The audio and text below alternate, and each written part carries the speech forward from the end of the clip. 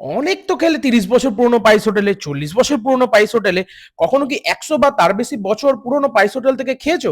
আজকে আমি তোমাদের যে পাইস হোটেলটির সম্বন্ধে বলতে যাচ্ছি সেটি হলো আমাদের খুব প্রিয় বইপাড়া মানে কলেজ স্ট্রিটের একটি প্রাণকেন্দ্র। বয়স তো বেশ ভালোই হলো এই প্রতিষ্ঠানটির। হ্যাঁ, ঠিকই ভাবছো, আমি কথা বলছি ১০৯ বছর পুরনো পাইস হোটেল, যেটির নাম মাহাল রেস্টুরেন্ট।